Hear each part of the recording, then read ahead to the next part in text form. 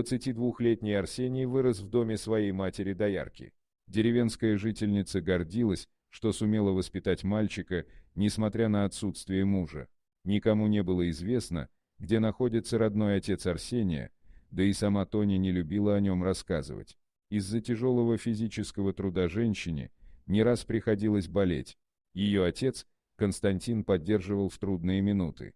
Дедушка участвовал в воспитании Арсения. Внуку нравилось проводить с ним время. В школе одноклассники часто высмеивали паренька из-за его старой, поношенной одежды. Порой он приходил домой даже избитым, так как давал обидчикам отпор. После окончания учебы Арсений отправился в город на поиски работы.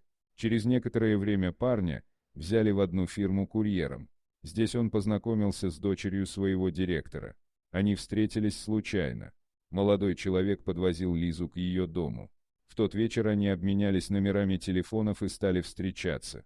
Девушку не волновало финансовое положение кавалера, хоть она и привыкла с детства к роскоши. Однако родителям Лизы будущий зять не пришелся по душе. «Если не оставишь мою дочь в покое, пеняй на себя», — требовал от парня Герман Станиславович. «Ты у меня водитель, не более того, но мы любим друг друга», — отвечал ему Арсений. «Пошел вон, щенок», — кричал разъяренный мужчина. Однако после продолжения свиданий водителя с дочерью Герман подставил молодого курьера. Арсений не смог на суде доказать, что не терял ценных бумаг, а Лиза заняла сторону отца. В итоге паренек вернулся в родную деревню. Семья приняла его. Однажды, возвращаясь из магазина, Арсений нашел щенка. Животное скулило в грязной канаве, и парень вытащил его. «Привет, дружище, буду твоим хозяином», — заявил он найденышу. С тех пор Снежок стал любимцем семьи Арсения. Вскоре Тоня серьезно заболела. Женщине потребовались дорогие лекарства.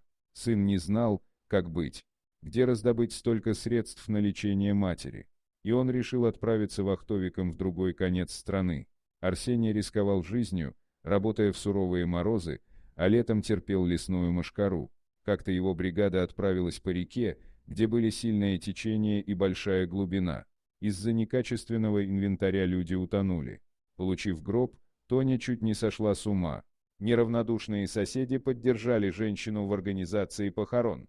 «Я хочу в последний раз увидеть моего мальчика», — причитала горем убитая мать. «Такое нельзя показывать.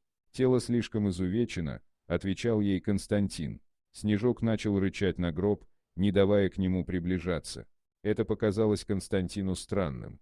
Он все-таки решил снять крышку. «Это не он», — закричала при виде умершего Тоня, прижимаясь к отцу. «Значит, наш мальчик жив». Они позвонили в компанию, где трудился Арсений. Сотрудники фирмы пообещали разобраться во всем. Оказалось, что тело принадлежало парню из соседней деревни. Родственники забрали гроб с погибшим в тот же день. Сестра Вера сильно горевала по своему брату. «Как же я буду теперь без него? Он был моей опорой», — жаловалась девушка родителям Арсения. «А ты у нас оставайся.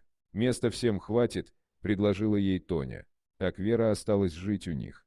Снежок ходил за ней по пятам, выпрашивая ласку и провожая везде. Однажды семья узнала, что Арсению удалось выжить. Его нашли на берегу местные жители. Парня обогрели и предоставили работу. Но молодой человек потерял память, и вспомнить что-то о родных он не смог. Лесничий Матвей Степанович помог освоиться Арсению. Пожилой мужчина приютил его к себе. Как-то, перебирая старые газеты, парень увидел заметку о трагедии, которая произошла около года назад. Вдруг его осенило, когда он засмотрелся на фото бывших коллег. «Мы же были вместе». Я вспомнил, и он засобирался домой. На тот момент Арсений уже зарабатывал на рыболовстве и вернулся к семье. Перед этим он поблагодарил дядю Матвея за свое спасение, пригласив мужчину в гости. «Я перед вами в долгу», — сказал он ему на прощание. «Да не волнуйся ты. Я поступил так, как обязан был поступить человек», — отвечал старик. Когда в окно мать увидела знакомый силуэт, она воскликнула: «Сыночек, мой сын вернулся». После их радостной встречи Арсений отправился на могилу друга, с которым работал в тот трагический день. У оградки он увидел своего любимого пса Снежка, а рядом с ним Веру. Молодые люди разговорились. Девушка очень понравилась Арсению. Горькие переживания сплотили пару, и у них завязался роман. Вскоре он сделал деревенской красавице предложение. На пышную свадьбу собралось почти 2 деревни. Дорогие друзья, если вам понравилось видео, поставьте лайк, а также подписывайтесь на канал, где найдете еще много интересного.